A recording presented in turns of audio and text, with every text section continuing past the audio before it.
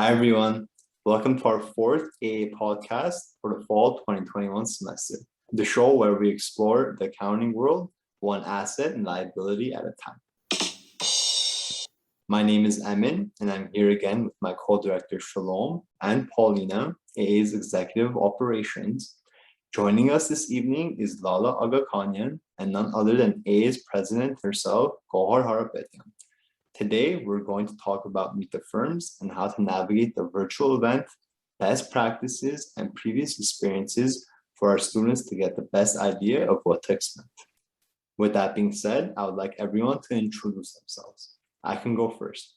My name is Emin. I'm an information systems major. My graduation date is in December 2022, and I'm currently co-director of media and president of MISA.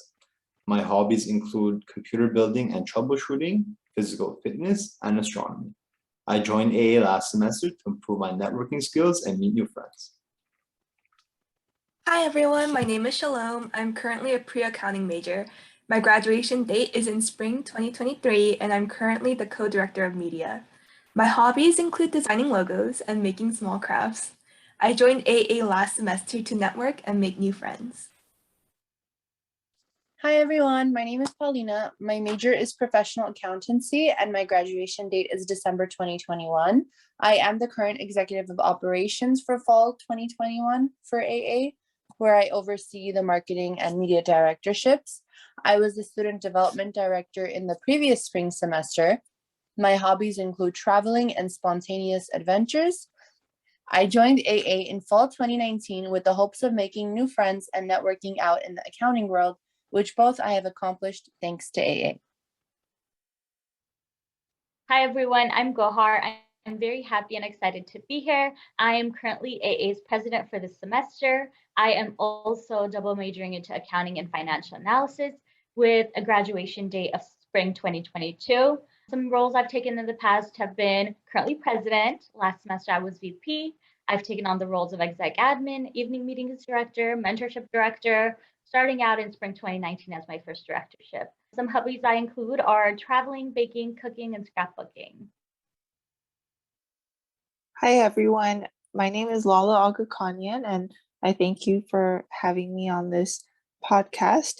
I went to CSUN, graduated December 2013 in bachelor's in accountancy, and I worked locally at a local office called Page & Associates 2 years in college and 2 years after. And after that, I went to EY, worked there for 4 years, and currently I am working as a senior tax accountant at RSM in the private equity group. I enjoy going hiking with friends and family, and I usually like to have a brunch after and enjoy my friends and family. And I also love traveling. Thank you for joining us today, Lala and Gohar. Let's talk about MISA firms. The objective of MISA firms is to network with as many public, corporate, and government potential employers as possible. The event provides a unique opportunity to learn more about your profession, explore career opportunities, and connect with experienced professionals in the industry with the end goal of making it easier for you to land your desired internships and full-time positions. It's really important for employers to get to know you before you're considered for any position. So, Gohar and Lala, can you tell us a little more about your own personal experiences with MISA firms and what was the best way you found to prepare and stand out amongst the rest? A lot of the advice I'm going to be giving today is going to be very repetitive for people that have been my mentees in the past or I've just given advice to, because I feel like I have a few key things to say, and that's just repetitive for a lot of the people that I talk to. So my biggest advice for MISA firms would be to let your personality do the talking. I know it can be very tough because it is such a formal and professional event. And I know that is kind of what is expected of us, to dress up, be professional, and attend and kind of act a bit differently than how we usually would. And that's totally fine. But I feel like it's definitely helpful to have a balance of your personality and have a professional side of things also. So although it's nice to, dress up, have a professional attitude, it is also very important to let your personality come out of it. I also give this recommendation a lot during interviews because it is something that has personally really worked for me because of I have such a bubbly personality for those of you who know me. So I feel like that is a bit what kind of makes me different from everybody else, which I feel like is very important for everybody to know. One comparison I always like to say is that for people, just imagine yourself in line with all of the other people that are competing for the same role, and you're just handing the same resume to everybody. And if you really narrow down on the resume, we all have very similar experiences. Some of us have the same experience in terms of jobs. All of us are taking the same accounting classes. So on paper, we're all the same exact candidates. There's nothing really that makes us different when people look at our resumes. The only thing that really makes you stand out as a person, as an individual, is your personality. So although it's great to be professional, I feel like there should be a nice balance of you being professional and letting your personality shine through, because at the end of the day, meet the firms, first impressions are everything, especially if it's the first time meeting people. And what's going to make them remember you is going to be your personality. Make sure to make genuine conversation and genuine connections.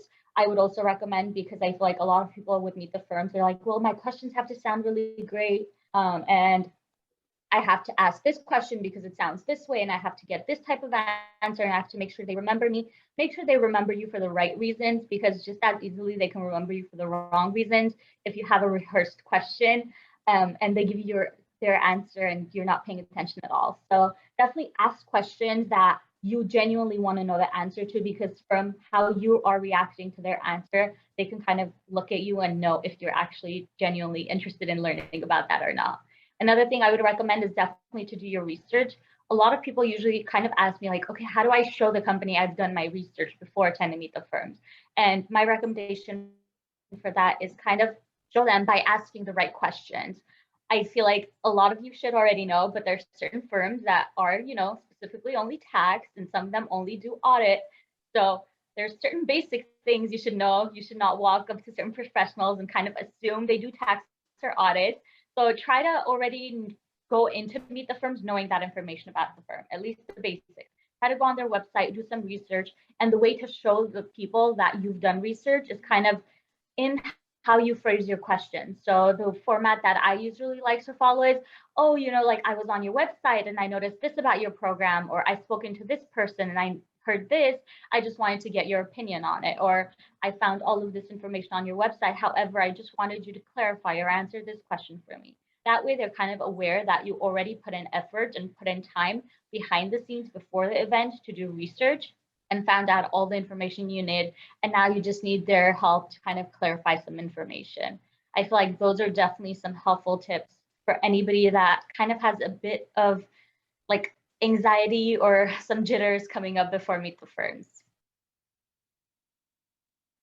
Thank you, Gohar. I also agree with a lot of your comments. I've been on the interviewee side, and also I am on the interviewer side recently working at RSM. And I really agree with what Gohar has said on a lot of points. Be yourself.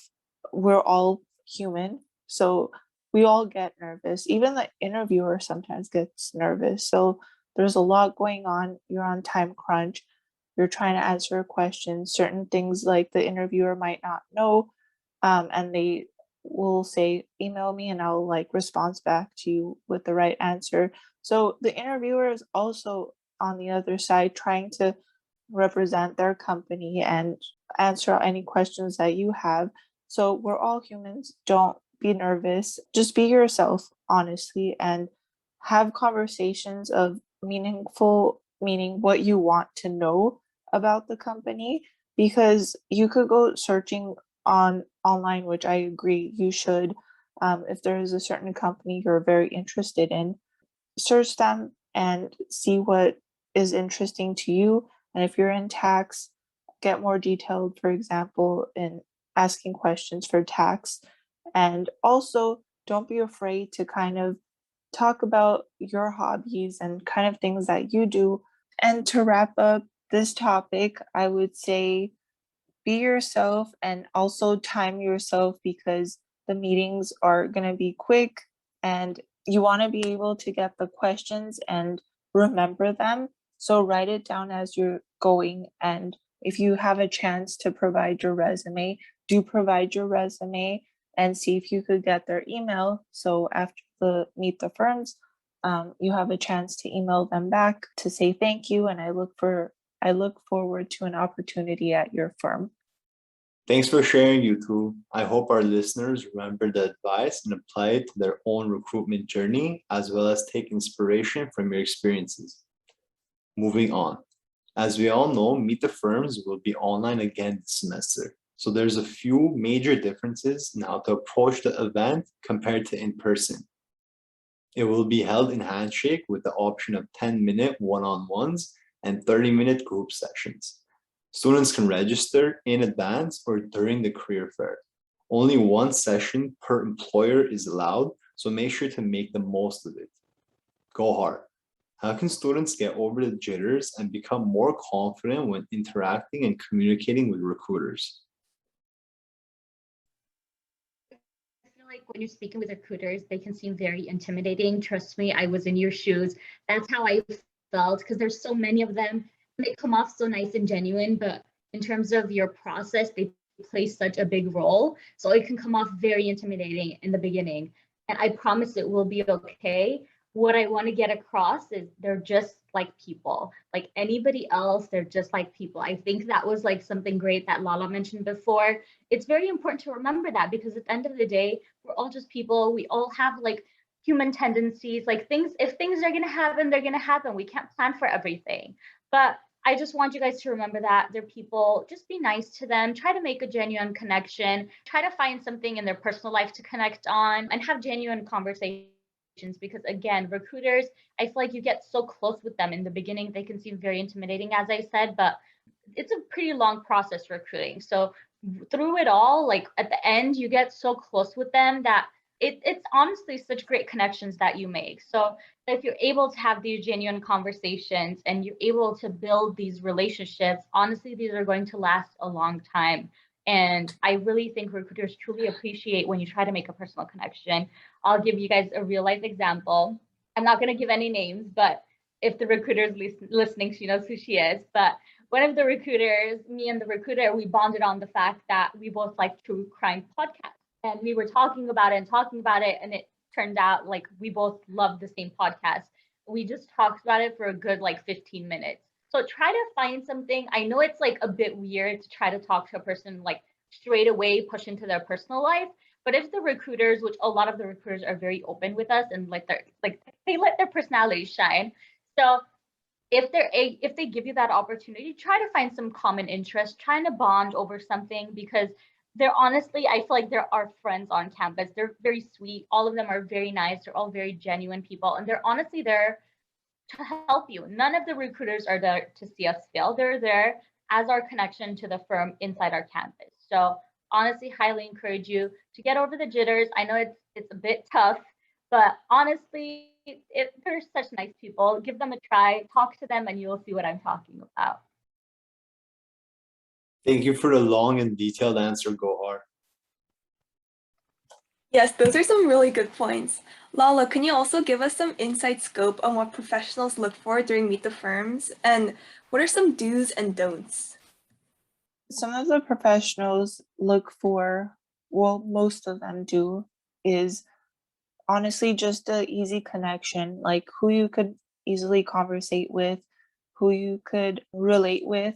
And the reasons why that might be important is throughout day-to-day work, you want to be able to work with this individual. So that's a big thing that they look for.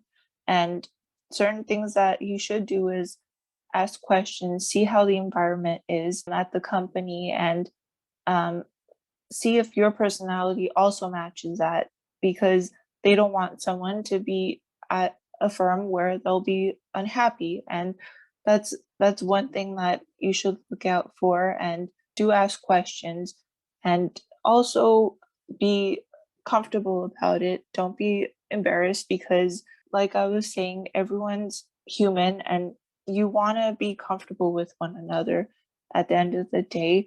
And one thing that I would say that you shouldn't do is to kind of talk too much, meaning like say too much, because once you say a lot about yourself and you get really into it and you keep going and going, you could easily say the wrong thing.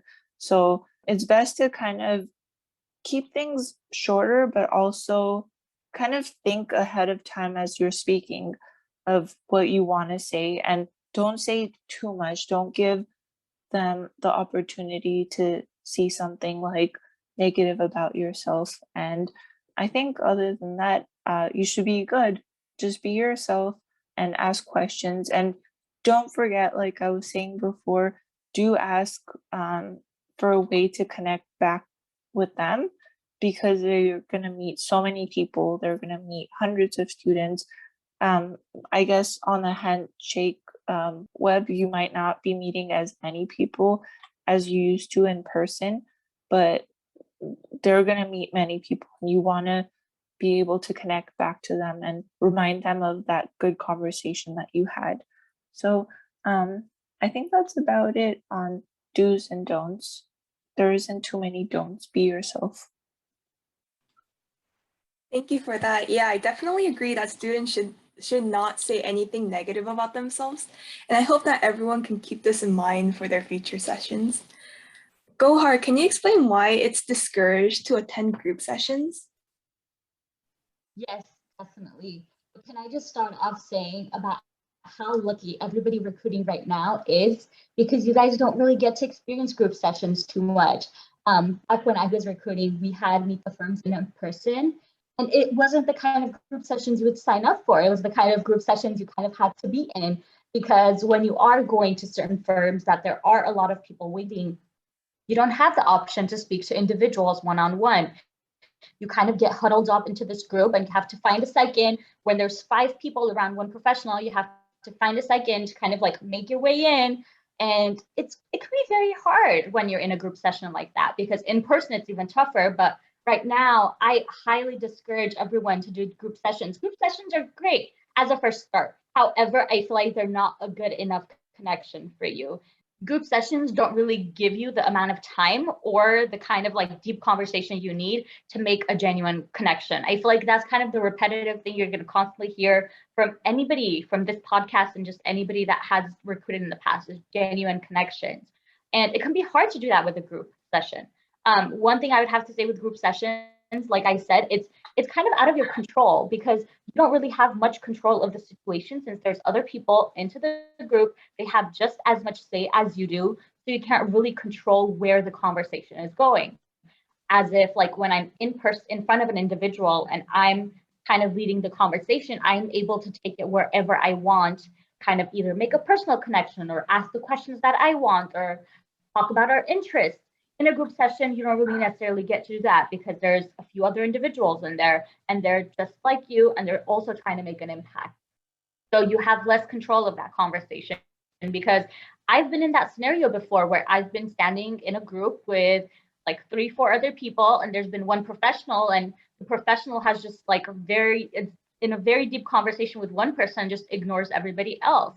So not to seem bad like on the professional, it's just very hard, because from the professional's point of view, I could also see it's very hard to pay attention to that many people at the same time and kind of accommodate that many conversations.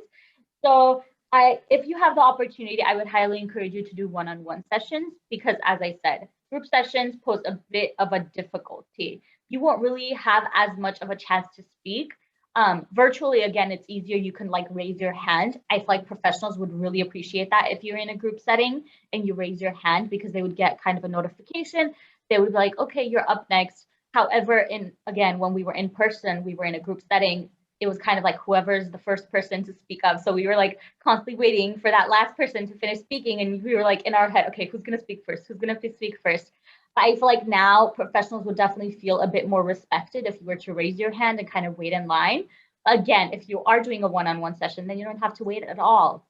So if you have the opportunity for that, I highly encourage you, because you do have, as mentioned, more control of that conversation. That's going to prove to be more useful than you think in the future. Agreed. It would definitely be harder to stand out I recommend everyone schedule a one-on-one session. This would help students with keeping in contact with employers and them remembering you. I agree with you both. I also want to add on, everyone always talks about remembering to follow up with professionals, but no one really talks about what professionals look for in their follow-up emails. Is there some advice regarding follow-up emails and how to stand out? Yes, I could add on some points. My biggest benefit that I've noticed when I've met professionals during my time of recruiting was, of course, remember what you've talked about. If you have a hard time remembering after the conversation, quickly write notes of what you spoke about and what are good points that you would like to kind of bring up again in your email for them to remember you. And in your email, it's very simple. It doesn't have to be anything long because a lot of these professionals are coming on to meet their firms during busy season, or they have other obligations. And if they're reading emails constantly throughout the day, they want to get a summary, a good standout of what they had experienced when they met you. So make it a short email and make it to the point, kind of address what was important at the meeting that you spoke with, and also tell them that what you want out of that conversation. For example, if you want an interview hopefully in the future, or if there's opportunities of internships or things like that, make sure you include that in the email for them to kind of catch that. And if some opportunity comes up, they'll know, okay, this person has been looking for this opportunity. I could respond back and let them know of what is coming along. But overall, short and simple is good. Thanks for sharing, Lala. Gohar, where can students go find out even more information regarding Meet the Firms? There are so many resources, you guys. There's so many. First of all, if you're listening to this podcast, you're already ahead of it. But I would definitely recommend the EY Center website. It has so much information. Stuart is always on top of updating the EY Center website and keeping up with all of the information, keeping everything up to date with all of the deadlines and all of the firms that are going to be attending Meet the Firms. So definitely use those resources that he's putting out there. Also, feel free to use Handshake. I know Handshake also has a lot of information. I want you guys to sign up for these slots as soon as possible in terms of Meet the Firms. The sooner you sign up, the more research you're able to do about the professionals you're speaking to, about the firms you're speaking to. That way you'll be more prepared. Again, going back to Stuart, schedule some times with him, schedule some times with me. I work at the EY Center. We're always there to help you guys out. We're there to approve your resume. We're there to approve your cover letter. Make sure you get your resume and cover letter approved before submitting these applications. Please do so. Schedule those appointments. Come to us. We're there to talk with you. We're there to walk you through and make this process so much easier. Trust me, if you're not using any of these resources, you're just making it tougher on yourself. I highly also encourage you to reach out to any of the AA students. We have our directors, we have our execs. Feel free to reach out to all of us. We're there just like you guys. We're students. We were all in your shoes just a few years ago or past few semesters ago. So we want to be a good resource for you guys. Definitely, we're there to answer your questions. We're there to help walk you through all of this. We don't want to seem scary or anything. I know recruiting can seem like a very scary process, but as long as you are able to use your resources properly, it is honestly such an easy process. And it's just up to you. I feel like you're provided a lot of resources, and it's just up to you what you want to do and how you want to use those resources. Yes, make sure to check out Handshake and book your slot now. Big Four and mid-tier firms will be at Meet the Firms on September 21st. Regional and local will be there on the 29th, and private industry and government on October 7th. With that being said, I want to thank Gohar and Lala for participating in our podcast today, and hope this helps anyone feeling hesitant about Meet the Firms. Please feel free to contact us with any questions at media@aacssun.org, or you can leave a comment down below. Don't forget to follow us on YouTube, Facebook, and Instagram to hear more about upcoming events. We hope you enjoyed today's podcast and thank you so much for listening.